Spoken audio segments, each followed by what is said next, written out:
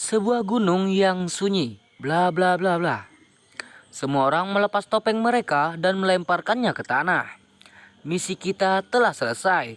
Masuk akal bahwa Dokter Damar harus memberi kita penawarnya kan? Seorang pria paruh baya berkata kepada temannya yang ada di sampingnya. Ini Tuan Han. Dokter Damar telah menjelaskan masalahnya. Sudah selesai. Kita harus menunggu di sini. Dia harus segera datang. Mari kita tunggu dengan sabar, oke? Tuan Han mengangguk dan menyalakan sebatang rokok. Pada saat ini Tuan Muda Jin dari Sekte Scorpio pucat dan suaranya bergetar. Saya baru saja menerima pesan bahwa ketika Dokter Damar bertarung melawan orang-orang dari desa Yuangwang, dia secara paksa menggunakan jarum terbalik. Orang yang tidak memilikinya beberapa jam untuk hidup. Apa? Jarum terbalik? Orang-orang di sekitar terkejut. Kapan ini terjadi? Sepertinya baru kemarin, kata Tuan Muda Jin dengan suara rendah. Semua orang gemetar dengan napas mereka telah bersiap di dekat desa Yuawang. Agar tidak ketahuan, mereka bahkan mematikan ponsel mereka. Mereka benar-benar terisolasi dari dunia, jadi mereka tidak tahu apa yang terjadi di luar. Tapi saya tidak pernah berpikir Dokter Damar hilang. Begitu Dokter Damar meninggal, maka kita tidak bisa mendapatkan penawarnya. Bukankah kita harus dikuburkan bersamanya? Bagaimana ini harusnya? Orang-orang tidak bisa duduk diam lebih lama lagi dan mereka semua terburu-buru. Namun pada saat ini seorang anak dengan seekor sapi datang. Permisi, apakah Anda teman saudara Damar? Anak itu sedikit takut dan bertanya dengan hati-hati. Kakak Damar, mungkinkah itu Dokter Damar? Semua orang saling memandang. Anak kecil, siapa kamu? Tanya seseorang. Anak itu terkejut, menciutkan lehernya, mengeluarkan beberapa toples porselen kecil dan berkata dengan ketakutan. Itu, saudara Damar berkata, saya ingin memberikan barang-barang ini kepada Anda. Oh, orang-orang mengambil botol porselen, membukanya dan menuangkannya dan menemukan bahwa sebenarnya ada banyak pil obat di dalamnya. Mungkinkah ini penawar yang diberikan kepada kita oleh Dokter Damar? Kata Tuan Han. Itu pasti masalahnya. Jika itu racun, itu sama sekali tidak perlu. Kami sudah diracuni. Saya khawatir Tuan Damar sudah mengharapkan semua ini dan memberikan penawarnya kepada anak ini sebelumnya dan biarkan dia membawanya kepada kami. Pakar itu berkata dengan penuh semangat. Bagus, kita diselamatkan. Dokter Damar benar-benar menepati janjinya, tapi sayangnya dia sudah tidak ada lagi. Orang-orang menghela napas, membagi penawarnya dan kemudian bubar. Namun mereka tidak melihat bahwa di belakang pohon besar tidak jauh Damar diam-diam melihat orang-orang ini. Setelah semua orang pergi, dia muncul. Kakak, aku sudah memberi mereka segalanya. Anak sebelumnya datang dengan sapi. Terima kasih. Damar tersenyum sedikit, lalu membawa karung di sampingnya dan berjalan menuruni gunung dengan cepat. Gejolak di desa Yuawang berlangsung lama sebelum berakhir. Para tahanan di penjara ditekan oleh mereka dan dikunci kembali. Periksa. Beri saya pemeriksaan ketat. Periksa untuk melihat siapa yang menentang desa Yuawang. Saya. Tuan, bagaimana dengan sekolah kedokteran Suan? Lakukan sekarang, hari berikutnya. Sekolah kedokteran Suan, apa yang kalian dari desa Yuawang lakukan di sini?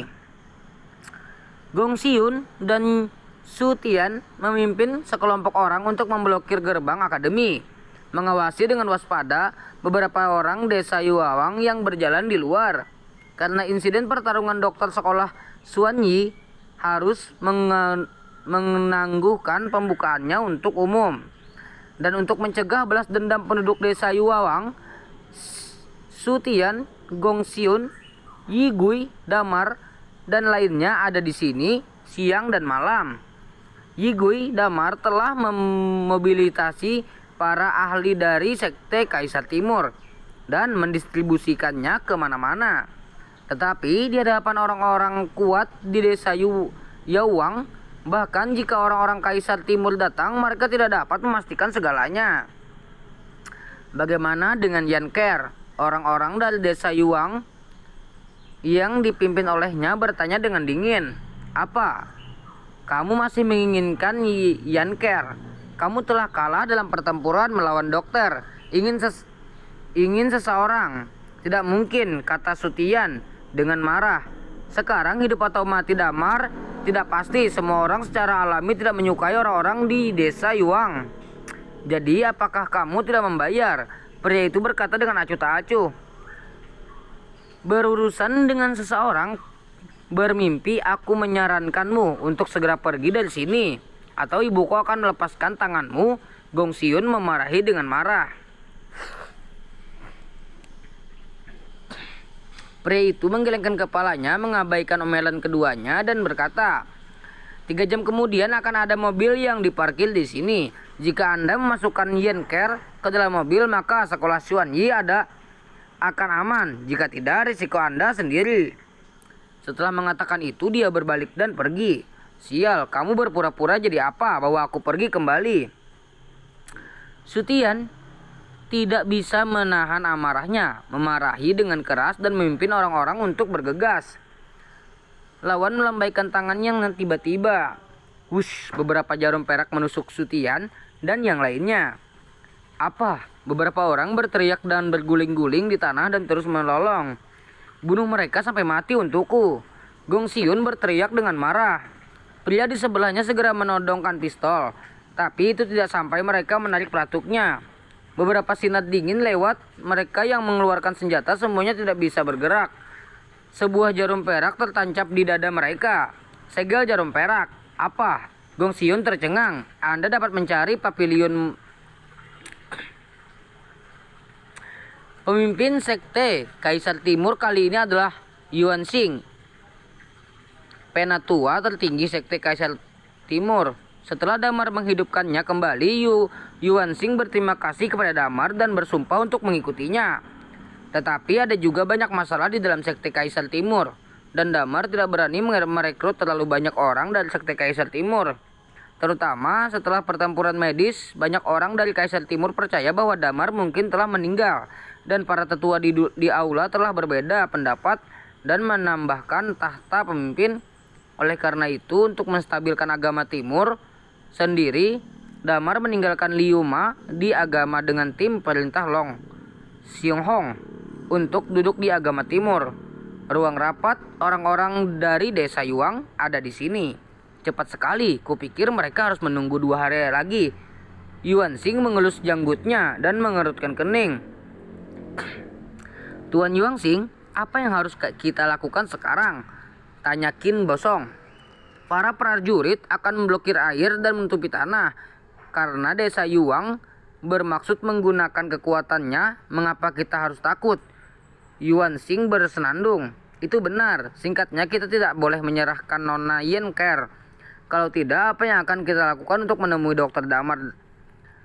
Yi Gui Damar bangkit dan berkata dengan sungguh-sungguh, "Saya akan segera mengatur seseorang. Ini baik." Semua orang membuat keputusan dan segera mulai waspada terhadapnya.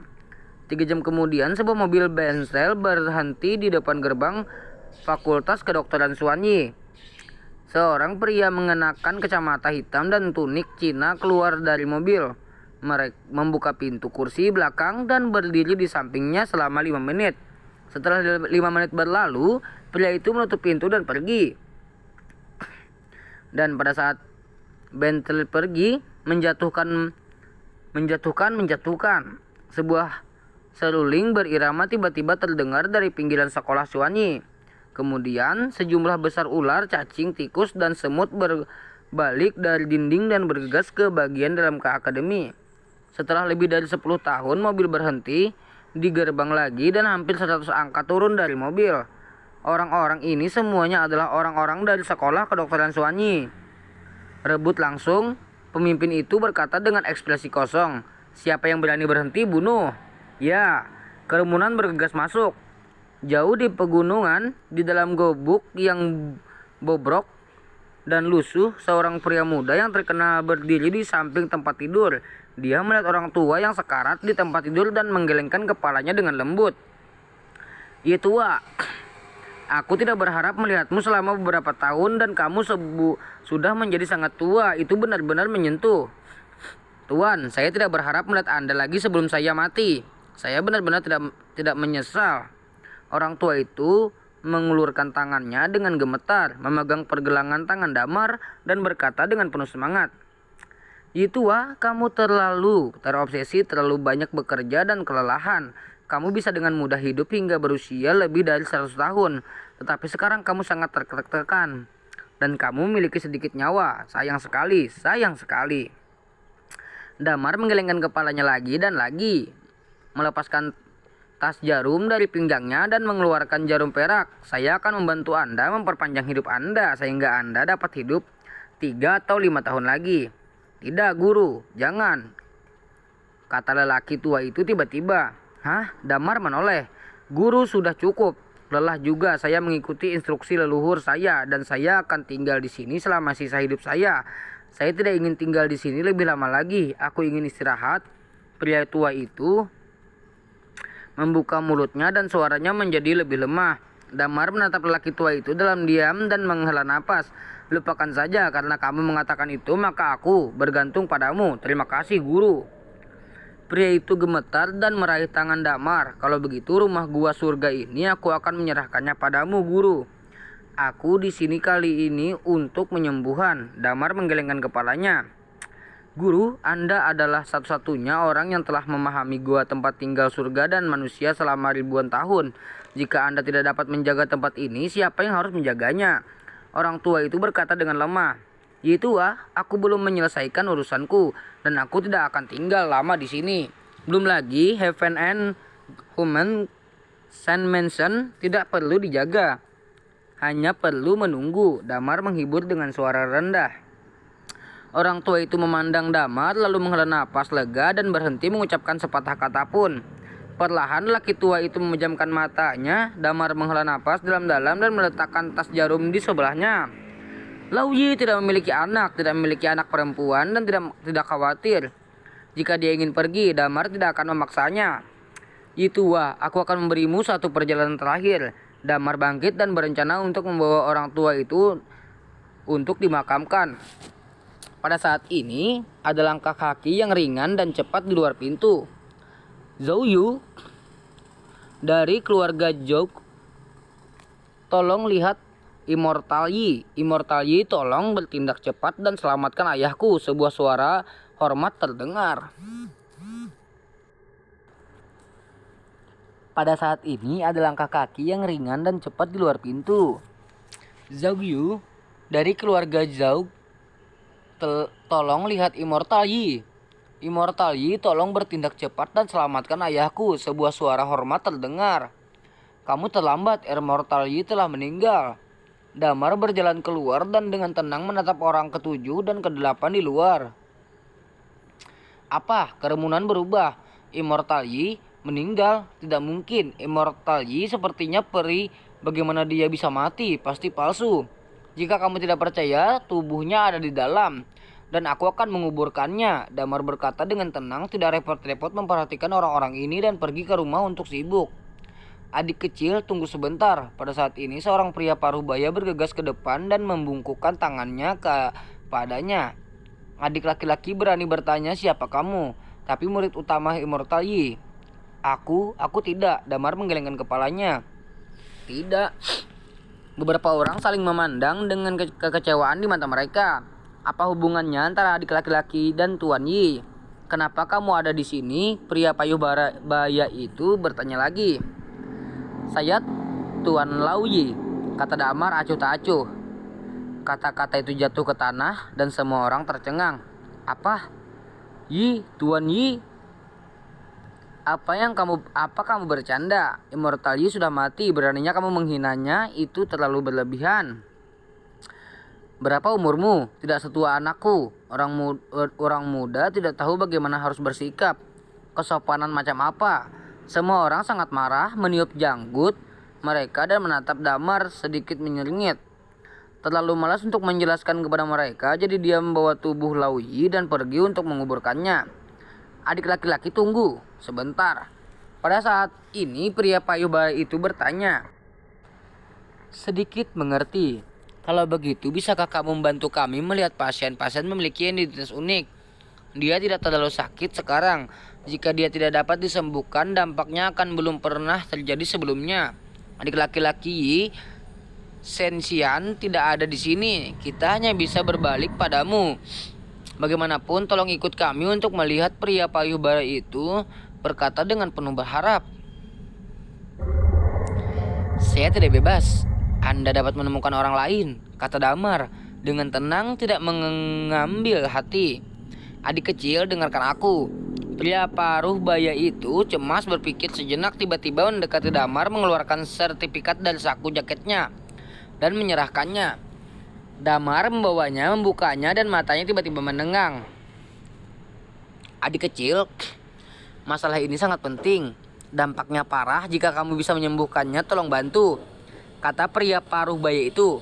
Damar berpikir sebentar dan berkata dengan suara rendah, saya berkata saya tidak bebas, tetapi saya dapat meresepkan obat untuk membuatkannya tetap hidup. Bagaimana dengan perawatan lanjutannya? Pria payuh baya itu bertanya dengan cemas. Mari kita bicarakan saat aku bebas, kata Damar acuh tak acuh. Ketika beberapa orang mendengar suara itu, mereka semua sangat cemberut. Tapi tidak ada yang berani berbicara. Anda dapat mencari saya. Setelah mengirim tiket, Damar membersihkan diri sebentar dan kemudian kembali ke Jiangsen. Dia telah berada di sini selama lebih dari 3 hari penuh, dan inilah saatnya untuk kembali. Tempat ini disebut Gunung Xianren. Ada gua surga dan manusia di gunung ini. Adalah gua alam yang mengumpulkan pesona surga dan bumi, dan mengambil esensi alam ini adalah tempat yang paling cocok untuk menyembuhkan dan memulihkan diri. Di zaman kuno, banyak dokter terkenal memindahkan pasien dengan penyakit yang tidak dapat disembuhkan ke tempat ini untuk perawatan. Dan di sini selalu ada orang yang menjaga gua untuk mencegah orang-orang dengan motif tersembunyi menghancurkan gua. Generasi ini sudah tua dan muda. Lao Yi telah berada di sini sepanjang hidupnya. Dia tidak memiliki anak perempuan, dan kesepian. Jika Damar tidak datang ke sini secara tidak sengaja pada tahun-tahun awal, Lao Yi akan melihat keterampilan medis Damar yang sangat baik dan harus memujanya. Sebagai seorang guru, Lao Yi tidak akan melakukan banyak hal. Seorang guru yang murah. Lao Yi telah tinggal di sini sepanjang hidupnya, dan dia akan mengunjungi desa-desa sekitarnya atau orang-orang pegunungan pada hari kerja. Kemudian dia menjadi terkenal, dan dia akan menerima beberapa penyakit yang tak dapat disembuhkan, menyelamatkan banyak orang, dan memiliki keterampilan medis yang luar biasa. Selain hidup di pegunungan yang dalam, dia diberi nama Fori Xian. Damar datang kali ini bukan untuk Lao Yi, tetapi untuk gua ini. Dipengaruhi oleh gejala sisa akupuntur terbalik, dia hanya bisa dirawat di rumah gua ini. Selain itu, dia merampok kebun obat leluhur desa Yuang, dan dia memiliki sejumlah besar obat langka dan unik di tangannya. Bersama dengan obat langka ini, obat-obatan yang bisa hidup dan mati. Tidak sulit untuk meredakan gejala sisa akupuntur terbalik. Tapi Damar belum sepenuhnya pulih, dan dia masih perlu merawatnya dengan baik selama ini. Jika tidak, kekuatan jarum pembalikan masih akan mengancam hidupnya kapan saja. Sebenarnya Damar berpikir untuk tinggal di gua ini untuk sementara waktu, sehingga gejala sisa dari akupuntur terbalik akan benar-benar jelas. Tapi dia tidak akan sabar. Desa Yuang dapat mengancam sekolah Xuanyi kapan saja. Memikirkan hal ini, Damar segera berangkat dan bergegas ke Jiangsen dengan tergesa-gesa. Ponselnya mati listrik, dan dia tidak bisa memberitahu Mahai dan yang lainnya.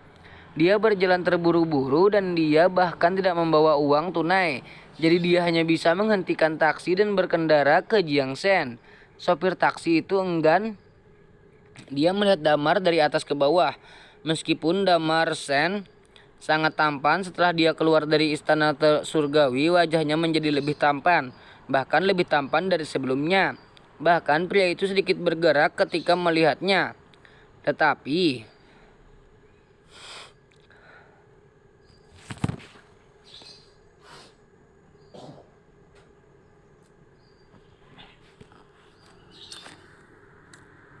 Tetapi pakaian Damar compang-camping dan berdebu, dan dia nampak seperti baru saja melarikan diri. Dan dia harus berkendara setidaknya 10 jam dari Gunung Sianren ke Jiangsen. Dan ongkos taksinya sangat tinggi. Saudaraku, naik taksi dari sini ke Jiangsen, saya tidak akan pergi tanpa beberapa ribu dolar. Apakah Anda kaya? Pengemudi tidak bisa menahan diri untuk bertanya. Jika kamu pergi ke sekolah Suwanyi, aku akan membayarmu 2 kali lipat dari harga mobil, kata Damar. Apa? Sekolah kedokteran misterius. Kakak, apakah kamu benar? Sekolah kedokteran misterius sudah bubar, kata pengemudi itu sambil terkekeh. Apa?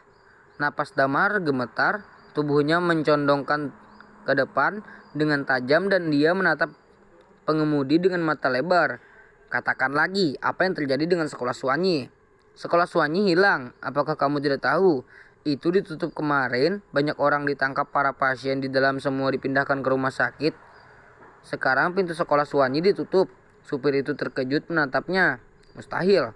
Mata Damar menjadi dingin dan dia menggertakkan giginya. Sekolah kedokteran Suwan menggantungkan pot untuk membantu dunia mengejar kedokteran, memberikan diagnosis dan perawatan gratis, dan menyelamatkan banyak orang. Mengapa tempat seperti itu ditutup? Aku bilang, apa yang kamu bercanda? Itu semua diterbitkan di surat kabar. Insiden medis yang sangat serius terjadi di sekolah Suwanyi kemarin, dan banyak orang meninggal. Insiden itu begitu besar sehingga harus ditutup sementara. Kamu bisa, jangan baca berita sendiri. Apa gunanya menaikkan standar dengan saya? Sopir itu marah dan berteriak dengan marah. Ketika Damar mendengar ini, pupil matanya menyusut dan otaknya bingung. Nak, jika kamu tidak punya uang, keluar dari mobil, jangan ganggu saya, minta pelanggan. Pengemudi itu mendengus. Pergi ke Yang Hua, aku akan memberimu uang 2 kali lipat, Damar berkata dengan sungguh-sungguh. Ganda, hanya kamu, bisakah kamu mengeluarkan uang sepeser pun untuk seluruh tubuhmu? Supir itu tidak percaya. 3 kali lipat, Damar minum lagi. Supir itu terkejut melihat ekspresi Damar. Melihat bahwa dia sepertinya tidak bercanda, dia memikirkan dan bersenandung. Oke, aku akan percaya padamu. Aku akan memberitahumu ada kamera dalam mobil. Jika kamu berani menjadi mobil pengganggu, aku pasti akan memanggil polisi dan menangkapmu. Setelah berbicara dengan pengemudi, menginjak pedal gas dan melaju menuju Jiangsen. Damar tetap diam. Di dalam mobil dia sangat gugup. Dia benar-benar tidak pernah berpikir hal-hal akan begitu serius. Bahkan sekolah kedokteran Suwan ditutup. Apakah ini energi desa Suwangyang? Situasinya mungkin lebih buruk dari yang diharapkan. Saya tidak tahu apa yang terjadi pada Qin Bosong dan yang lainnya. Apakah Xiaoyan masih aman? Sopir melaju kencang, namun butuh 9 jam untuk tiba di Jiangsen. Namun ketika taksi menuju Xianghua, ditemukan bahwa beberapa jalan di sekitarnya terhalang. Apakah ada kecelakaan mobil? Mengapa ada begitu banyak mobil? Supir melihat ke depan dengan rasa ingin tahu.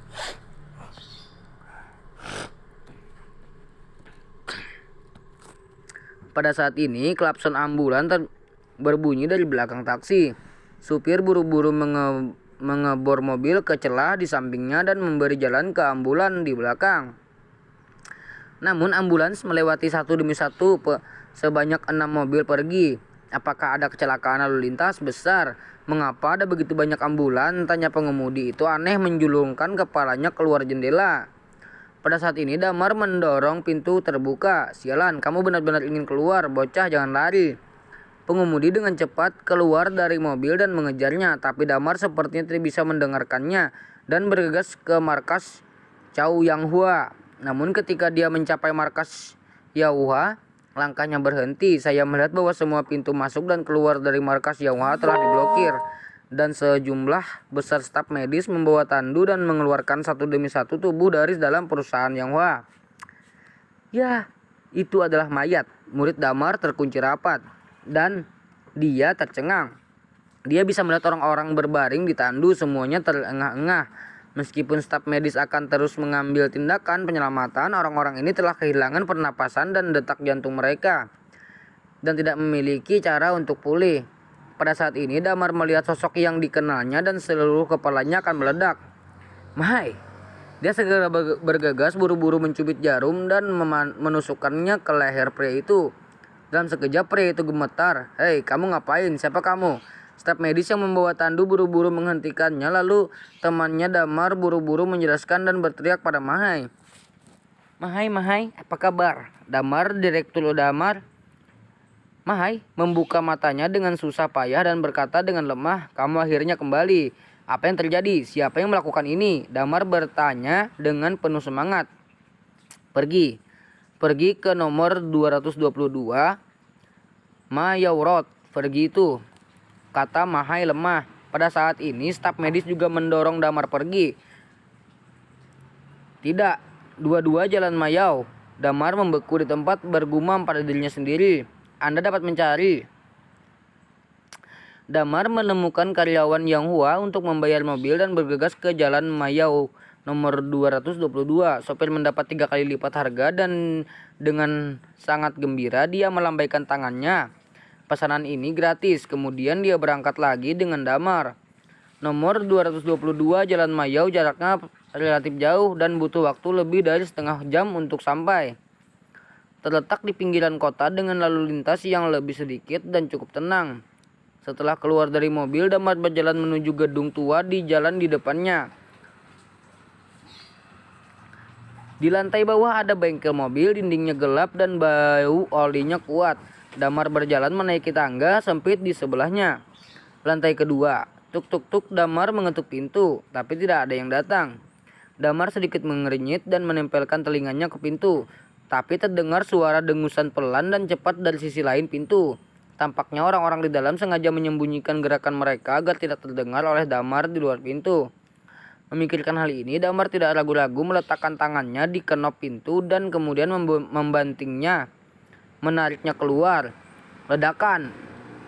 Ganggang pintu ditarik, langsung memperlihatkan lubang kunci di dalamnya. Damar secara paksa menusukkan dengan satu jari. Semua kunci mekanis di dalam berubah bentuk dan pintunya sudah dibuka olehnya. "Apa?" Orang-orang di ruangan itu mengernyit dan menjerit ngeri, bergegas melarikan diri. Damar bergegas masuk, namun begitu saya memasuki pintu, saya menemukan bahwa orang di dalam adalah Lau Qian. "Jangan datang. Kamu berani datang, aku akan kasar padamu." Lau Qian mengambil pisau buah entah dari mana dia dan berteriak gemetar. Tetapi ketika dia melihat Damar dengan jelas, pisau buah di tangannya terlepas tanpa sadar dan mendarat di tanah. "Damar!"